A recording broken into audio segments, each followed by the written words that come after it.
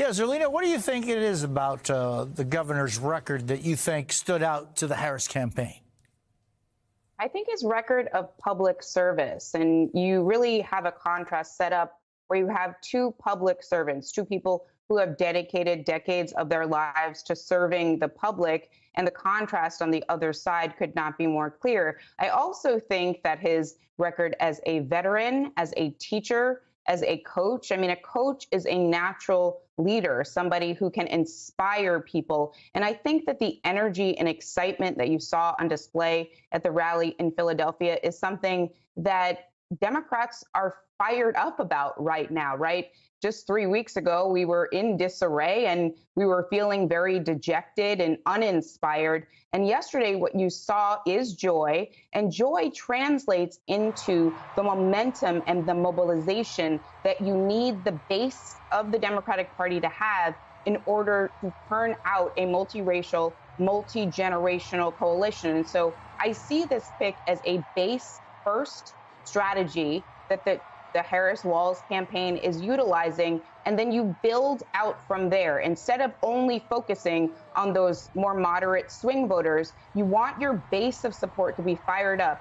And I can tell you, Jose, the kids are fired up, and there are 41 million Gen Z eligible voters, plus 72 million millennials. That's a big proportion of the American electorate in 2024.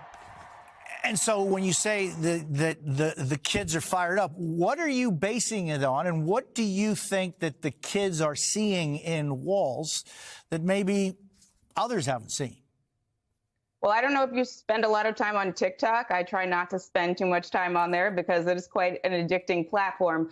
But the organic nature of the kids making memes, first the coconut tree memes, but also Tim Walz's weird comment, and also the cat lady comment, his pushback to the J.D. Vance comment that upset so many people. That is now a trending audio on TikTok. I don't know if you're familiar with how it works, but I think that when you see folks like David Hogg and March for Our Lives talk about how excited they are about this choice, you can see the kids, as I call them, really adults who are old enough to vote in this election cycle. Those folks are fired up not just about this choice and this ticket, but also the issues that Vice President Harris and Governor Walz support, right? We're talking about abortion rights under that freedom umbrella. We're talking about gun safety, and we're talking about climate change, all issues that resonate with these young people. And they're not necessarily affiliated with a particular political party,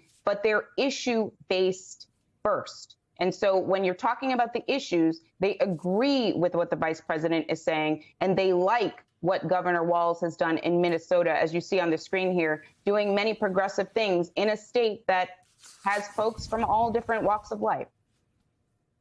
Yeah, and Zerlina, all this is Donald Trump is now hinting at a potential debate with Vice President Harris. Here's what he had to say this morning on Fox News about that. We'll see, because we'll be debating her, I guess, in the pretty near future. It's going to be announced fairly soon, but we'll be debating her. I'd like to see it on Fox, by the way. I would like to see it. My preference would be Fox, but we have to debate. So it looks like he's going to debate. What do you make of that? Well, I think it's particularly interesting that he is preferring Fox News, his quote-unquote safe space with a large crowd and his hand-picked moderators to have this debate instead of the agreed to debate that they agreed to prior on ABC News. And I think that he is a little bit scared. Otherwise, he wouldn't be throwing out an alternative option in a space where he has hand-picked friendly moderators and a crowd to cheer him on.